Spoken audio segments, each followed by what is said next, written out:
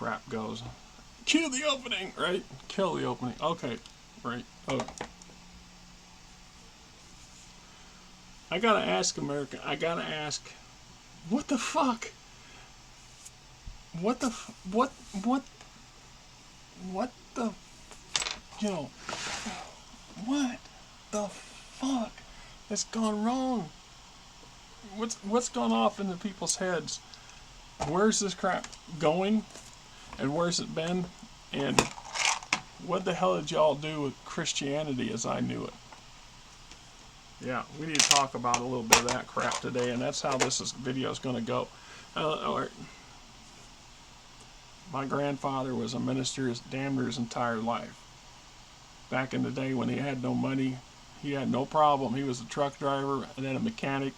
He had no trouble pulling his car over or his truck over and having an impromptu session right there on the side of the road. And he did that for many years. Eventually, then he started, when he became a mechanic, he started having a Sunday church at his house.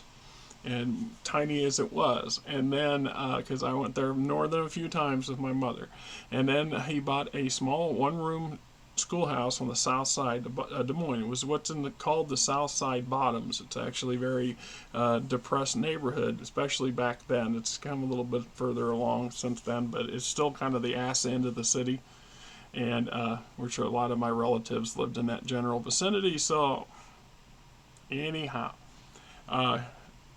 Grandpa was a minister his whole life. Grandma was a minister. Ironically, Grandma officiated only one wedding, and that was my ex-wife and I. And my grandfather never let her live it down. And then when my current wife and I got married in the 90s, it was my grandfather. It was the last wedding he officiated as a pastor, and it was held in my aunt's church. So, Grandma and Grandpa, my mom's youngest sister, and Ethel, and her husband at the time, and then later by herself, were ordained ministers and had their own church. And they were affiliated with another group of churches in town. And then I have at least one uncle, I think two, who became ordained ministers. And then there are at least four of my cousins that are ministers or ordained ministers to date, to my knowledge. I mean, I don't talk to them very often, so I can't say what's going on in the world these days on their end of things. So our family's Christian, runs pretty deep. I was also baptized 4 times in my life. I cannot tell you how many times my boss in 7 years has tried to save my immortal soul, and because he's a devout Christian, which is great. I mean, awesome stuff. The 10 Commandments. I went to Sunday school on a regular basis. We learned the 10 Commandments. I used to be able to quote everything by heart. It's been years, so it's not on my mind at the moment. But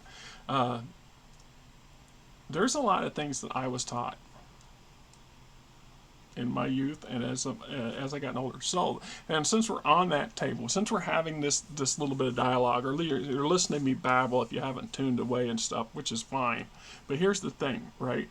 At the end of the day, faith is personal, and there's a distinct difference between faith and the church. Church is an entity. That is a physical construct made by man, operated by man, ruled by men.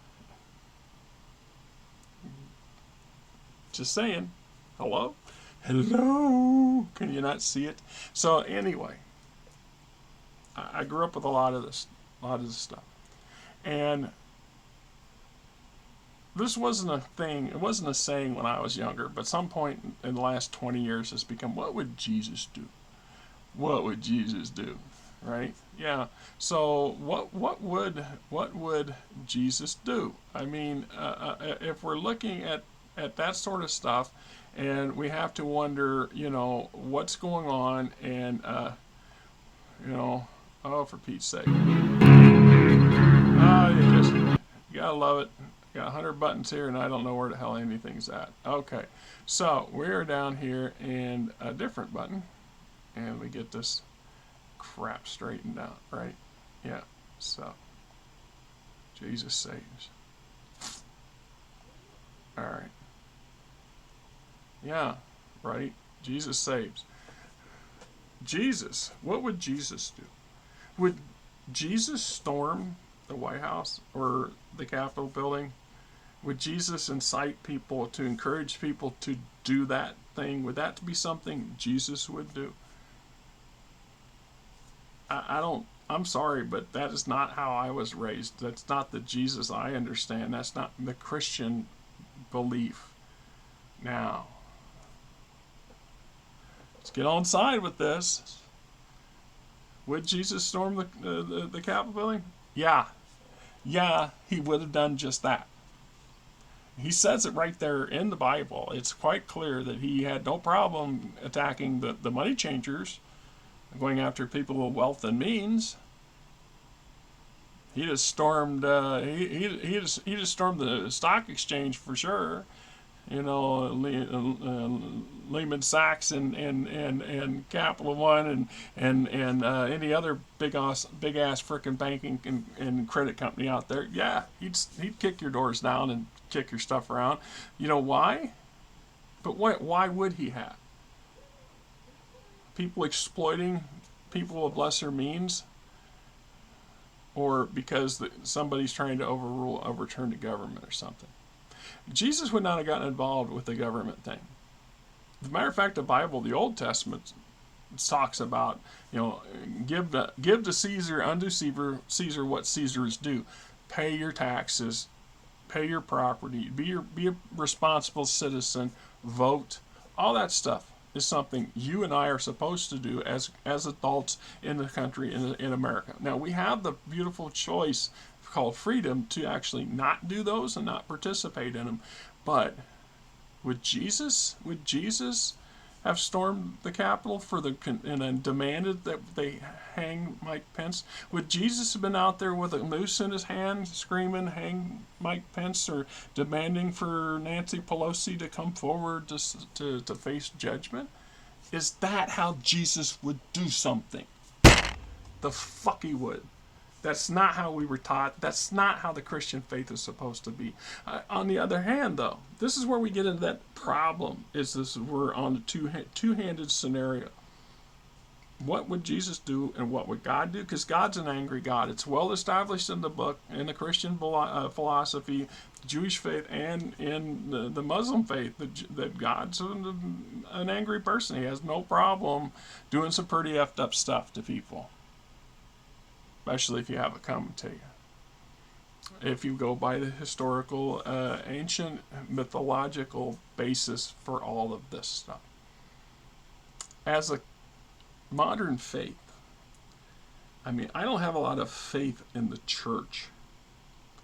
Once again, I grew up in the church, in and around it. I had it rammed down my throat for the first 16 years of my life. I didn't have a choice until I was 16.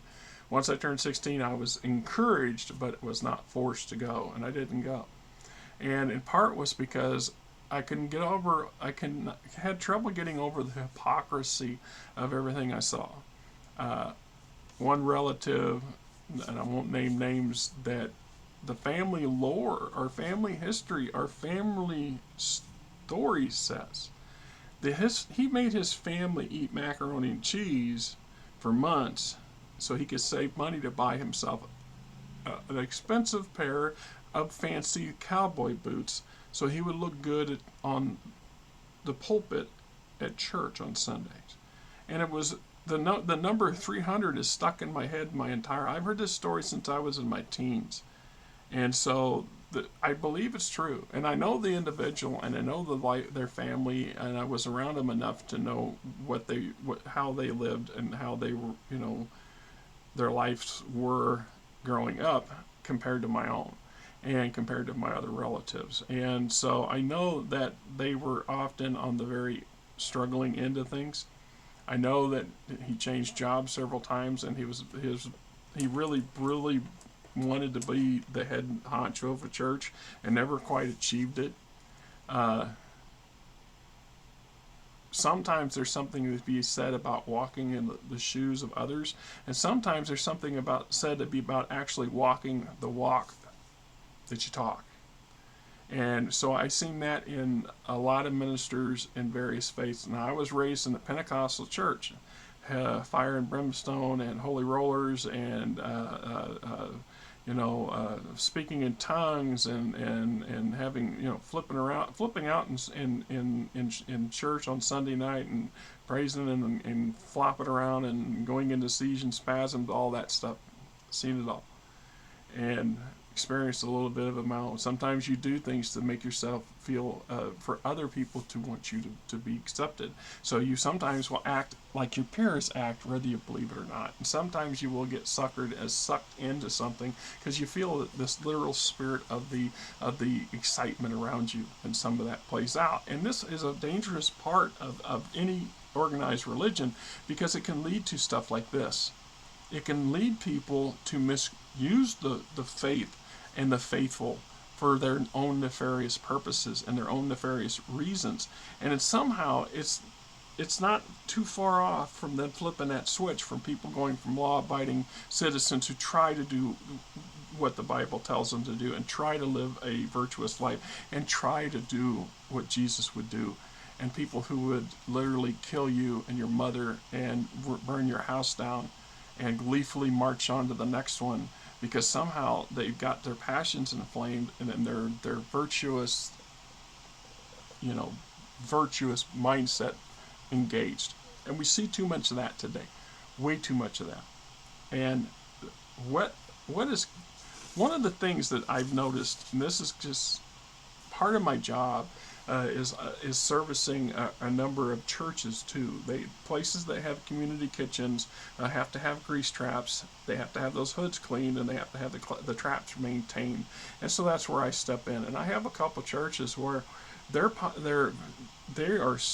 dying, and that's just to be polite. They're dying. There's no young people at the church. That's just mostly older generation. My parents' generation is the lion's share. My wife's aunt and uncle go to church a couple times a week, always asking us to go. I just don't have the time, and part of me doesn't have the patience because the churches that I knew, what's going on now, I don't know. This politicizing, the people politicizing and utilizing this stuff, and they've been doing this for 40 years. This has also been part of our current problem. We talk about America's getting worse. Well, yeah, and big part of why we're getting worse is because you fuckasses, and you know what I'm talking about, are manipulating people to your advantage so you benefit from it. That was another thing that I had a big problem with. None of my family were ever wealthy and never were able to get some mega church or any of this other crap going. But there are a couple here in town. I watched them grow as I grew up. I watched them grow up in size too. And they do some good work. They do. But at the end of the day, just like any corporation, it's only meant for a handful of people to do real well off of it. I worked for a small mom and pop. I've worked for corporations in the past. My wife worked one for 20 years. And then my question is, you work for one of these big companies, big corporations.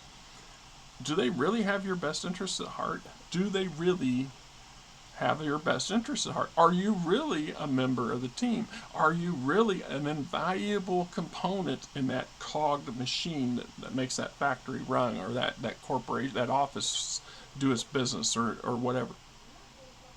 Can you be replaced? How fast and how easy can you be replaced? Where's the loyalty at the end of the day? Because it sure isn't for you and me. No, it's in the shareholders, and that's an excuse. That's a cop-out. At the end of the day, it's not for the shareholders either.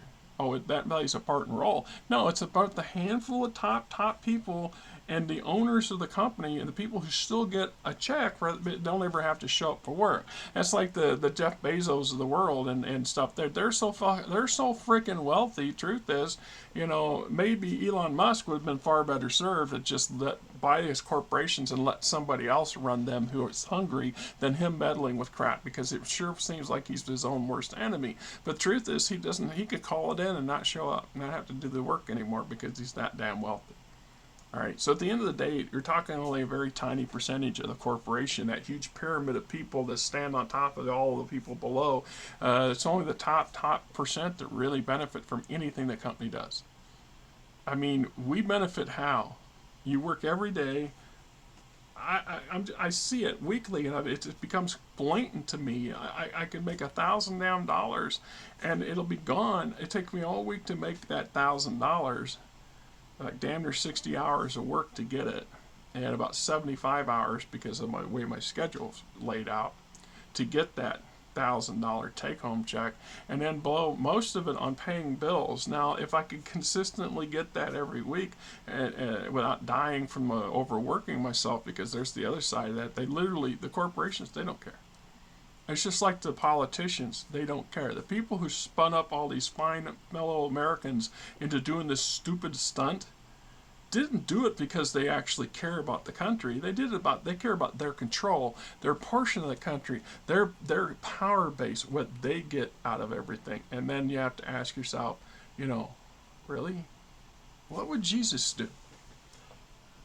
So, wasn't all that long ago, I heard a video that Marjorie Taylor Greene, Miss Greene, made a comment about, was it Lauren Boebert? Lauren Boebert made a comment. If Jesus had an AK-47 or an AR-15, they wouldn't have put him up on the, up on the cross.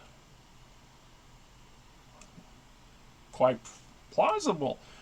Considering the era and the age, if Jesus showed up with an AR-15 and 50 rounds of ammo, he'd have been dominating the field for a while. Run out of bullets sooner or later, chump. And I guarantee you the Roman legions outnumbered that 50-round clip by a minute. So they would have, been horrified by that about that brief, brutal suppression that would have came out of that gun. And at some point, that gun ran around of ammo. Oh, I'm sorry, Lauren Boebert, but did you mean that the entire population of Rome had guns and ammunition and stuff too? That they lived in we would live in an entirely different freaking world today, Miss Boebert, and none of us would be here to deal with any of this crap because the timeline for humanity would have been way off over there somewhere. Just saying, what would Jesus do? Does Jesus encourage letting everybody in the world have a gun? Encourage everybody having 10 guns? 20? How many's enough? He's too many. It becomes an obsession, and an unhealthy one. It's no different than a lot of other unhealthy obsessions and unhealthy habits. Meanwhile, the Christian faith that we all grew up, us Christians that grew up with, the Catholics grew up with, the Jews grew up with, the Muslims grew up with, our faith encourages us to do this, that God would not only demand that we not only encourage it, but demand we do it. Like some of these politicians are trying to spin up, how some of these social leaders and political leaders and economic leaders are trying to spin up. Is that the Christianity that you really truly want? Because my friend, history's full of it. Yeah, history's definitely full of it. The world's full of it. How many crusades were there? 3, 4, 5 crusades? And you think they were based on the... Well, hey, Sissy. We got a little guest in here. Sissy. You gotta go back out there, Sissy. Yes, I know. Come on. Yes, that's little Missy. Oh, I know. You're fine. Oh, I know. You're fine. So, we still have little Missy over here once again. Since I'm doing videos here in the art room, she's over here in a cat carrier, or pet carrier, because she was laying down being quiet and nice. And then Sissy, actually, the neighbor lady who's sold her house, is selling her house and moving next door, one of her 2 cats that moved in with us a couple summers ago and have never gone home. So she decided she was going to push the door up and come in. And then, of course, wake little Missy there up. Now Missy's like, where'd she go? Because little Missy wants to play. She wants to be out there with everybody. We're not quite ready to try to introduce her to the other cats yet, and there's always a risk of doing that. I mean, it is what it is. So there's my charity. Would Jesus take care of the cat? This poor starving creature shows up at my door, and most people would have said, call the pound, call animal control. Ignore it. I'd ignore so much crap as it is. because I can't do nothing. I can't help. I can't financially do anything. I can barely do what I do for us. And that's the God's truth. And that's, meanwhile, so what would Jesus do? I've done some pretty stupid, horrific things in my lifetime. Some of them in the name of well, it doesn't matter, does it? We all do what we got to do, and sometimes we're not okay with it. And sometimes we have to live with the results. And sometimes they're we get nailed with shit that was not necessarily the way it ought to. So I look at with empathy when I look at that crowd of people and those hundreds and hundreds of people who since then come under the gun of the judicial system. Rightly so. Rightly so. You don't break windows and beat people with Jesus Save signs and American flags. You don't beat Americans, fellow Americans, and then sit there and go home and the next day and sit there and think, oh well, it was just a stunt, or it was just my First Amendment rights. Would Jesus do that? Would Jesus do that? Would Jesus do that? Would Jesus encourage children to carry guns, to have access to guns? Because we sure are. Don't think, and no, we are. And you can spend it any way you want to spend it, but the truth is, gun in your house, it now has, anybody in your house has access to your gun. Oh, I lock it up. Well, great. I was a young person too once, and there was nothing my dad could lock up that I couldn't get into. Sooner or later, everything he locked up, I figured out how to get to it. Whether it was stealing the damn key to the code to the safe, to dismantling the hinges on the door because to just to move it out of the way. You couldn't open it this way because he had a padlock on it. You took the hinges off the door and opened it the other way. And in one case, you just go out one window and around the porch and in the window of the other room. Once again, you could get into this den if you wanted to. Was it right? Hell no. It was not the sort of thing Jesus would have done. It was one of the sort of things that a kid that was confused growing up would do. Because that's just the way my life was growing up. And we're not here to me bitch and cry about that. But so the answer is, these kids and people that are having problems and they snap, they get access to guns, and in many cases they just bind them outright. And then what do? It's become a thing. It's become a fad to go running into the nearest school or public place because they're in pain. The person's in pain, and what they want is other people to feel their pain. Even if they don't fully understand what their pain is, and they don't know how to deal with it, and they don't know how to approach it and take care of it. The problem is so many people in the world, people of power and influence, have discovered long time ago that pain is a great influence. You can exploit people's pain and fears and do it in spectacular ways. Would Jesus do that? Would Jesus do that? Would Jesus purposely manipulate truth so it fits a certain narrative that supports whatever it is that narrative is trying to achieve?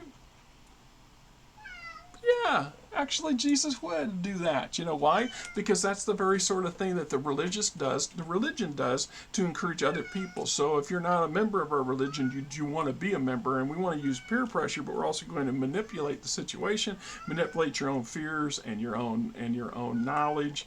One of the things the Christian church was infamous for thousands of years of human history, well documented through multiple cultures and multiple countries over the centuries.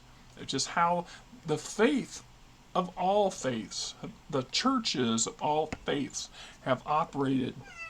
And one of those things for many, many, many centuries was the only people who should be able to read a Bible is the people that are up on the pulpit.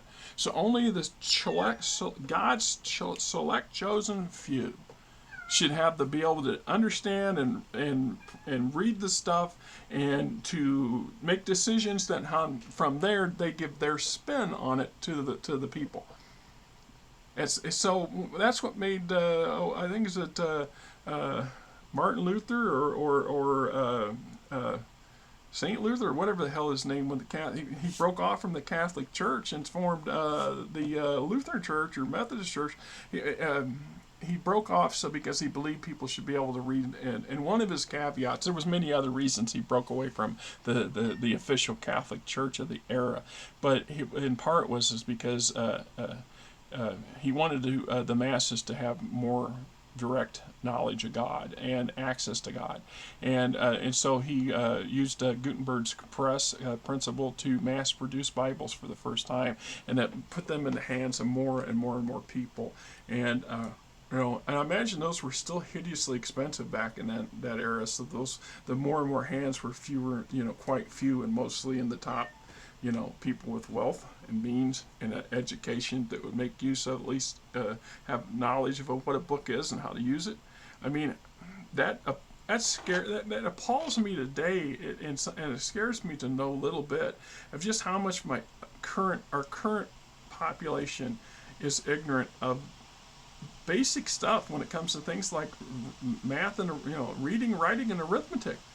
The very basics that we were supposed to be driven through our skull when we were growing up is gone to the wayside. And as we've gotten older, there's a lot of, I don't read. I watch the TV. TV gives me everything. I get it all off the TV. It's on my phone. I just go it. It's everything I got is right here on my phone. I don't need to. So my own handwriting was horrible. It's always been horrible and bad. It's gotten worse. So it because of the use of the computer and typing and printing, but it's just like reading things. I'm a voracious reader. I'm surrounded by books. There's piles of them behind the table here, on the table around behind you. My whole living room's full of them. My wife, my lion's share of this stuff's wife stuff in here. But the point is that, and I've even gone as far as creating my own. This is a core book from a game system that I created, and that got shafted over by a frickin' ass clown lawyer claiming that he was going to, Golden Game Enterprises are scam artists and shafted. So I got nothing good. I signed for. Never mind. Just one of those many things in my life I got effed over because I'm a stupid, ignorant redneck who doesn't have a good education, even though I do have a decent education, and I don't have any connection, which is true. I have very little connections. I don't have any family wealth, and wasn't able to go to some Ivy League college, et cetera, and I still struggle every damn day, and so it's easy for me to understand why these people could be spoon-fed a bunch of bullshit and easily get them riled up to the point where they stop thinking individually, where they would go, would Jesus really do this? This is not something I would do. And yet throughout the history of Christianity and all religious faiths are violent. They're violent. So yeah, it's not hard for some people to spin this crap up. What even more astounding is the fact that how easy it is for non-believers to spin them up. People, you know what? There was a point when Trump was running in 2016. I considered voting for the man. All right, I considered voting for him because he's not part of the establishment. He wasn't. Hillary Clinton was just another member of the good old boy network that's already dominates and screwing us over now. And the only good thing that's coming out of this MAGA bullshit is the fact that they've been exposing more and more of how corrupt politicians and our Supreme Court and our judicial system and that's gotten. So when people sit there and say, well, Biden's this and Biden did that, you know what? I could very well believe it. I can believe it. But this day and age, we need the proof. You need to be able to bring forward the proof. I got proof. Not only do I got proof that I created the damn thing, I got 3 previous versions of it stacked up in a box over here and 2 totes worth of notes out in the garage to prove it's mine. So, but other people can sit there and come along and say, oh, you didn't make that, you didn't create that, that's not yours. Because that's the way society works, and our First Amendment allows for that stuff. But we tend to blur a lot of things, and that's where people get confused, and that's when people can get spun up again. Yes, we'll be done here pretty soon. Yes, I know you're wanting out. Probably got to use your bathroom too. Yeah. So, and that's, in that aspect, we have to. I still have to ask: is this the new Christian normal? Is this what Christians really truly want America to be like? Really? You want politicians who don't even know which end of the Bible to use, claiming that they're speaking from God, that somehow God anointed them to lead us into the next generation, the next era? People that over and over and over again do their level best to incite you to do violent, horrible things to your fellow, your neighbors and associates and fellow men, things that Jesus would not do. They spit on your faith. They spit on your faith and your belief. And they mock you. And they laugh and they laugh and they laugh. But the sad part is they laughing because you're stupid. You America, you got stupid. And y'all let them do it. And Jesus would not do that. Jesus had convictions. Jesus didn't run from the accusations. Jesus stood up for what he believed in. He died for what he believed in. He was murdered by people who didn't believe in what he believed in. But at the end of the day, the people who murdered him directly, the soldiers, they were just doing what they were ordered to do. They were just going along with the crowd. They were just, hey, not our problem. A lot of that goes on today, even today. Would Jesus do it? Yeah. My grandfather would be spitting fire and brimstone today at the idea of Jesus holding a gun and avoiding fate on the mount. He went there for a reason.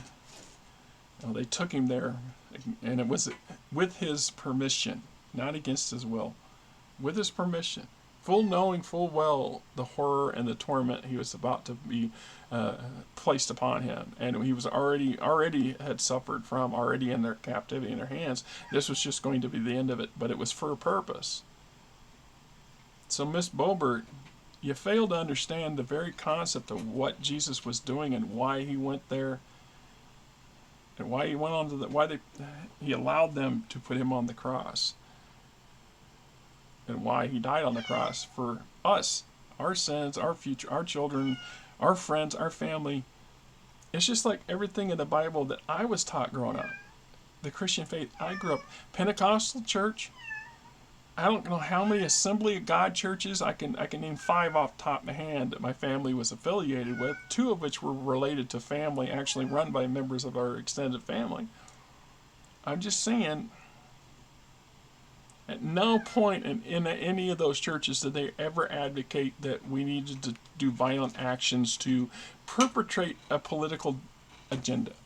And one of the crucial elements of what makes America function today is something our founding fathers were aware of. Considering just how many of our founding fathers were faithful people that were religious men,